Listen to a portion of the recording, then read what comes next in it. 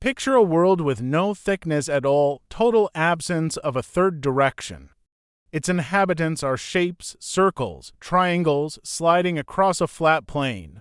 They understand forward, backward, left, and right, but up and down, those words don't exist. Let's follow one of its citizens, a modest little Pentagon, going about her ordinary day.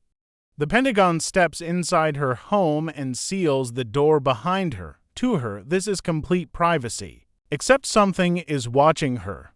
Something that isn't in her world at all, but hovers just outside of it, in a direction she has no name for. The sphere is curious. It dips downward toward the surface of the plane, and the moment it touches that surface, something strange happens. Only the part of the sphere that intersects the plane becomes visible. A single point at first. As the sphere continues downward, the Pentagon sees that point stretch into a small ring. Then a larger ring ... then shrink back down to nothing and vanish. To her, a shape has appeared from empty air, grown and disappeared. Inside her own sealed house, the Pentagon recoils, shapes trembling.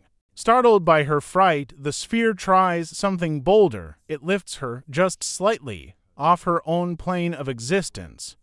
For one dizzying moment, the Pentagon is no longer confined to her world, and something remarkable happens. She looks down, a direction she's never had access to, and sees everything. When she settles back onto the surface, her neighbors surround her, astonished. She didn't walk here from anywhere. She simply appeared. Where did you come from? They ask. And she has no way to answer because the direction she traveled in has no name in their language and no gesture in their bodies can point to it. Now step back into your own body in your own three-dimensional world and ask whether you might have a blind spot just like the Pentagon's. Watch how a cube is built. Start with a single point.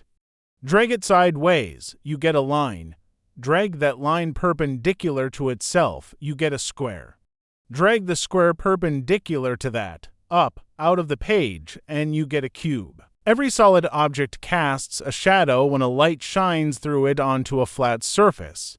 Notice the shadow doesn't perfectly preserve the cube's true shape. Some lines that were equal in length now look different. Some right angles are stretched into something else.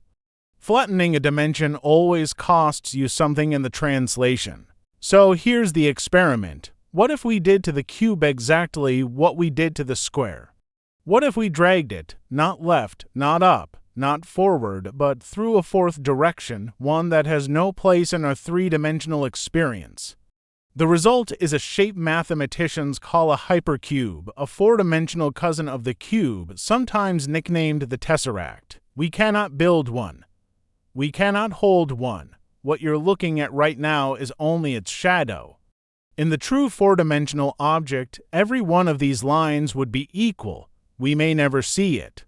But, like the Pentagon, we can still understand perfectly well that it's there.